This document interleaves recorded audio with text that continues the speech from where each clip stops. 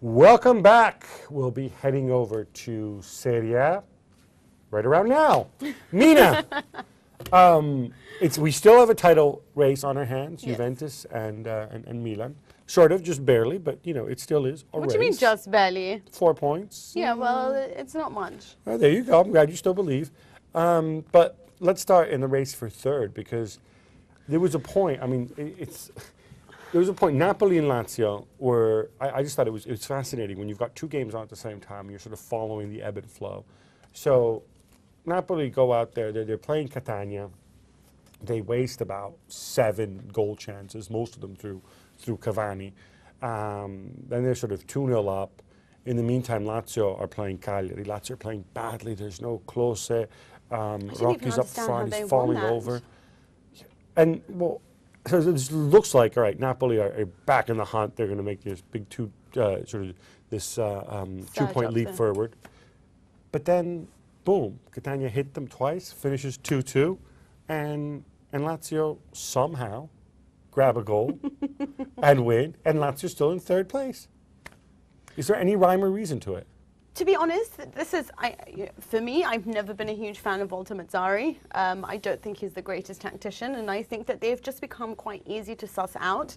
Defensively, their back line needs a lot of work, and it needs to be changed. They're lacking in pace. They can't head to save their lives. So whenever it comes to set pieces, you know that you can hit Napoli, and you saw what happened in the well, they have the guy who can head, of course, Fede Fernandez. The problem is that's all he does, which is why he doesn't start. Yeah, exactly. He's bad at everything else, but you can't just play him. But I mean, they are also you should never underestimate Catania. You see, when they were talking, and this really bothers me when people talk about the fact that Milan have an easy run in, and then Juventus is harder. For me, I mean, Catania is the next match. That's like one of the hardest teams to try to beat this season. I think the thinking was that late in the season in Serie A, those mid-table teams like Catania, who really don't have that much to play for. Happy with mediocrity. Well, I'm happy, but like they've proved their point this season. Montella's probably going to leave, and so they might give you an easier ride than somebody just fight his step. So? Sorry? You think he's going to leave? I would imagine Montella is being lined up for bigger and better things, right? I'm sure, but I don't think that he would leave after only one season. I think he's going to want to see how much further he can go with this. What if he gets offered the Inter job?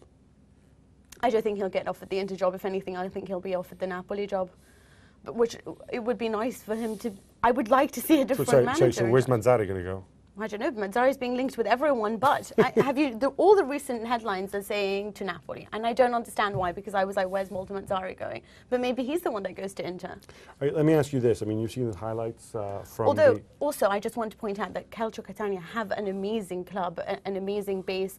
They're going for that. They have, obviously, their sporting centre. They put money in. They've always wanted to go up, and he's been supported by something great. So it's not entirely his doing, as much as I think that he's quite a tactical wizard at the moment. No, they have a very good director of football as well, who might be leaving the club as well, of course, Monaco. Do you think that he will take the Fiorentina job? I don't know. He's been linked to Fiorentina. I mean, it's weird, though. They get into the whole world of Della Valle brothers. And then Catania's also going to try to aim for that stadium that they've been having talks about, 80 to 100 million euros investment. It's a great little club. I mean, if I was Montella, I wouldn't leave right now. I don't know. It's hard to resist. I tell you what, he's an ambitious and intelligent young man. But enough Catania, Napoli, Lazio, because let's talk big things. Let's talk Derby d'Italia. Let's talk Juve and Inter with our man. Wow. Now this is the Tancredi Palmieri, who I see you've redecorated your house. yeah, it's definitely, this is everything is going good with Sports Night Live, so see what kind of job I could make here in my place. No. I was wondering how long still you would wait. Tell us where you are. Well, we are at the Hall of Fame Sports Bistro in Milan. That is probably one of the best places here in Milano where to come to enjoy sports and other things. And as you can see, actually, you can't see all over the other rooms, but it is very nice. Should be a kind of museum. Should be to pay a kind of ticket to get here. Where you enjoy sports and other things. What are the other things? Never mind, Tancredi. Derby d'Italia, what did you think of Inter's performance? And now there's all these rumors of Ranieri hitting the end of his time with Inter. Is that true? Well, today, early this morning, well, say midday today, Sky Sports Italy came out saying that probably there was never such a moment like this for Ranieri, never there was such a danger to be sacked. Honestly, personally, frankly, I wouldn't rule in that way, as Sky Sports said, but then just a few minutes ago, Massimo Moratti, the Inter president, spoke, and he said that, literally, his words were, I think Ranieri will stay until summer. Now, the meaning of this I think coming from Moratti's mouth could be enough to fill encyclopedia about Inter's story. Probably the most fitting explanation is that anyway, Inter yesterday played a quite honorable performance until the 65th minutes. They were completely leveling Juventus, if not even better. And then again, after the first goal, they completely melted down. And so when Moratti said, I think, probably means if Inter will play honorable until the end, Ranieri will keep his job at least until the summer. If they will not concede any 4-0 or some defeat at home in San Siro, as they did against Bologna, so something that would be really a disaster for psychology and everything. So probably there wouldn't be any need for another further sacking in this season, and actually also because there are not so many alternatives around. You were talking about the fact that, and Ranieri did say after the match that basically when they conceded, they sort of fell apart. But I think that we need to give credit to the fact that Antonio Conte knew exactly what to do. I mean, there was all that space with Nagatomo's side, like they had to, with Poli on Pirlo, it was the right thing to do was to strengthen the wings and allow Cáceres to push up. So I think we have to acknowledge that it was the 3-5-2 that sort of changed the game entirely. Exactly. The thing is that you are coming harsh to the point, but that it is actually. At the 65th minutes, there was a manager that knew that probably arrived there wrongly, but knew what to do. And then after, there was a manager that arrived there with the right attitude, but didn't know what to do, because actually the changes yesterday were kind of a big enigma, also in all the TVs, for all the journalists. I mean, the midfield, the Inter's midfield was performing so good. Finally, there were legs. Exactly. Why were they taken off? Why did you take off the passes of the ball? Why did Ranieri take them off? Because you put on wingers like Faraoni and another striker like Pazzini, so he could fight. But what is Pazzini going to do for you? I mean, he doesn't really add another body when you need to sort of strengthen against that 5 midfield of Juventus. You know that they're going to hold that line. You're going to shove in another striker who is like Pazzini, who generally stays up quite high. How is that going to work for you, tactically speaking? Faraoni, fine, I understand, but you had 2 passes of the ball who were doing really well in the first half. Right. We can make speculation about. Enough criticism of Inter. Let's move on and talk. Can we talk some Del Piero, please? Del Piero, talk Del Piero. Talk some Del Piero, because this guy is going to be 38 years old in November. His contract with Juventus is expiring because the evil hobbit who inherited the club isn't giving him a new deal. Enough criticism of Inter. So let's start with Agnelli, shall we? Your usual. He scored, in the past week, he scored against Milan and against Inter, and he hasn't complained all season long. He's not playing. Yeah, this is the cover page of Gazzetta, as you can see. Una Juve al bacio, that means kind of such a Juve. And, well, definitely it's the perfect revenge, I think, that every footballer could hope in a situation like that. Because, honestly, the way it was announced that Del Piero was going to quit with Juventus was going to finish this year, in my opinion, but I'm not the only one to think that. Honestly, it's quite spread opinion. It was quite was not deserved for a kind of personality like Del Piero. He didn't spell a word, he didn't spell a mouth, he didn't complain all the year, even in situation when honestly everyone was thinking why Conte is not bringing him in, because now probably Juventus could need some kind of his fantasy or his creativity. Well, listen, now that he's in form, he's playing. But I do think the way that the media has reacted to the way that Agnelli said that he's not staying is a little bit exaggerated. It's been mentioned... I'm sorry, Mina, I have to disagree. The thing is that he has to... not even Del Piero agreed with that. But as long as it is, and I have to pay him a full respect for that, as long as it is a real captain of a team, a real captain, I would say also of a company, of a family, as Juventus, he said, in a season like this, in a year like this, if I bring out my problems at first, that could, I'm sorry for the word, that could screw all the ambitions of the team, because probably everything would just focus on speculations and on quarrels over my position. What is sure 100% is that Del Piero would have signed for sure to continue again with Juventus. Yesterday again, when there was this kind of Italian match of the day, and he was there and I was joking with him, he said in between the ends what he said, I didn't say I'm going to quit football. And actually that's what it is.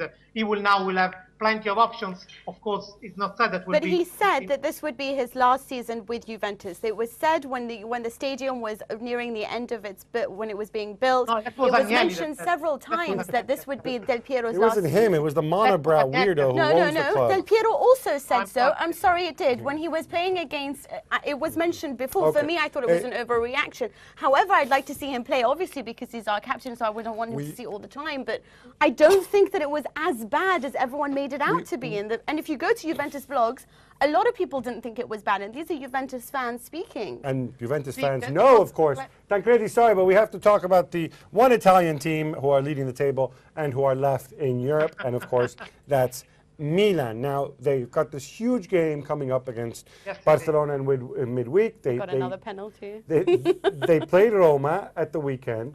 And I was fascinated. I really believed, because, I'm on the bandwagon. I'm a true believer in the Warriors of the Light, Luis Enrique and Franco Baldini, and the way they're playing football. And they go out there. I thought they put Milan to the sword early on. They take the lead, and then they give away a bit of a silly penalty. And then what do they do at 1-1? They just keep attacking. He sends on more strikers, and Milan go, and they nail them. Ibra again on the counterattack. Milan perhaps a little bit lucky to get all 3 points in that game? Well, honestly, definitely, because in the first half, actually, Roma full deserved. I must say it was not something completely brand new, this attitude from Luis Enrique, because it's true that he's going for ball possession and leading control, whatever. But when he had this season the game against Juventus at Olympic Stadium, that was probably the only game where Roma was at a huge disadvantage before the kickoff, as against Milan. They completely left, in that case, the initiative to Juventus. They did the same this time with Milan, but the thing is that Milan, even if they could leave control, they didn't have on the midfield they were not playing any creative midfielder like Aquilani, like Seedorf, so nobody actually, they had the pitch, but they couldn't actually develop this kind of game, and actually then Roma could come out, possess more the game. What happened after is just probably what Luis Enrique is complaining about. That means not having a kind of defense that could match with this kind of games, because honestly, the disaster of the Danish shear on Ibrahimovic is something like, guy, it's a long ball. You have just one man to take care. And okay, all right. Be fair, okay? Ibrahimovic is bigger and heavier, and Simon Kjær wears, as I pointed out last week, he wears a little hairband, and he looks kind of like a girl. In spite of it, a very tattooed girl, but a girl nonetheless. Anyway, I want to ask you, though, because the big story for me on a European level is actually Massimiliano Allegri. He plays Thiago Silva for 120 minutes during the week. He decides to play him again in this game, decides not to rest him, and the worst thing happens. Thiago Silva gets hurt. Now, you tweeted at the weekend, it looks like he's going to miss the first leg against Barcelona and the second leg. I hope it doesn't mean Bonera. I'm hoping Nesta can dust himself on, put on his Superman suit, and be back there. This is a disaster for Milan, yeah? Yeah, absolutely. In some way, I know that could sound controversial to say that, but in some way, maybe the importance in these moments back there of Thiago Silva is maybe got even a bigger weight than the one of Ibrahimovic up in front. Not because anyway Boateng is coming back, and anyway, of course, I'm trying to be a bit provocating there, because of course Ibrahimovic, no one can rule him out. But seriously, the way Thiago Silva was playing this season, it's hard to find a fullback that can look in the eyes Messi without feeling scared, and probably Thiago Silva is one of the few. Today there was the confirmation that Thiago Silva will be missing for sure both the legs of these quarterfinals. Nesta as well will be back. Nesta will be back for sure. Massimiliano Allegri already confirmed that in the press conference on Saturday when asked about Alessandro Nesta condition. He said he's good, he's back, he's completely fit, but of course didn't want to risk also him. Respect to Allegri for taking the responsibility of the choice. He said just after the game, it was my risk, it was my responsibility, it's because of me that happened. Still, what will happen in the games will tell if it was such a huge job. I'm sure it was actually, with hindsight being 2020, it was a stupid decision. But it's always easy to say that after the fact. I agree. Tancredi, thank you so much. Thank you. Welcome. Now, of course, can't get enough of Milan. Well, in our next segment. I thought you said can't get enough of Mina. or Mina, you know, different strokes for different folks. In our next segment, if you can't get enough of Milan, we'll have a Milan old boy, Carlo Ancelotti. Stay with us. Then they're sort of 2-0 up. In the meantime, Lazio are playing Cagliari. Lazio are playing badly. There's no close. Rocky's up front. He's falling over. And, well, so this looks like, all right, Napoli are back in the hunt. They're going to make this big two-point leap forward. But then, boom, Catania hit them twice, finishes 2-2, and Lazio.